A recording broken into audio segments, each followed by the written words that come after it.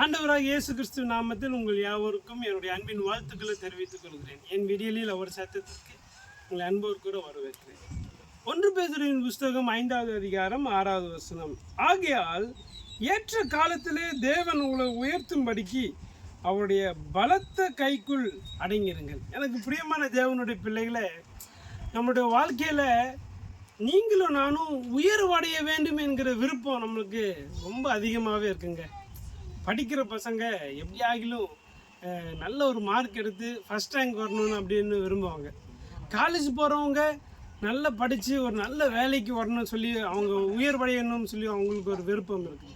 திருமணமானவங்களுக்கு வாழ்க்கையில் கொஞ்சம் கொஞ்சமாக படிப்படியாக வாழ்க்கையில் ஒரு உயர்வை பெற்றுக்கொள்ள வேண்டும் என்று விரும்புவாங்க. அதே போல தான் நம்மளுடைய விருப்பம் அநேகமாக இருக்குது.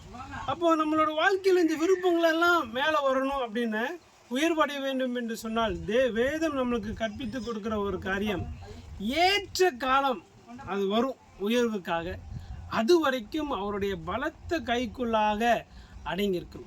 பாருங்கள், இந்த அடங்கி இருக்கிறது அப்படிங்கிறது தான் நிறைய பேருக்கு பிடிக்கிறதே இல்லை. பாருங்கள், நிறைய பிள்ளைகள் பெற்றோருக்கு அடங்கிறது இல்லை, நிறைய மனைவிமார்கள் கணவனுக்கு அடங்கி இருக்கிறது இல்லை, நிறைய கணவன்மார்கள் அவங்களுடைய மனைவியோட வார்த்தைக்கு கீழ்ப்படிஞ்சோ கேட்டோ அப்படி அடங்கி இருக்கிறது இல்லை, நிறைய ஒரு விசுவாசி போதகனுக்கு அடங்கி இருக்கிறது இல்லை, நிறைய போதகர்கள் தேவனுக்கு அடங்கி இருக்கிறது இல்லை. பாருங்கள், இது மிகப்பெரிய தவறு. நம்ம அடங்கி இருந்தால்தான் கர்த்தர் ஏற்ற நாளிலே நம்மை உயர்த்துவார். அதனால் இன்றைக்கி ஒரு தீர்மானம் செய்வோம், அவருடைய கருத்துக்குள்ளாக அடங்கியிருக்க பிரயாசப்படுவோம். நிச்சயம் கர்த்தர் நம்மளை உயர்த்துவார். God bless you. ஆமென்.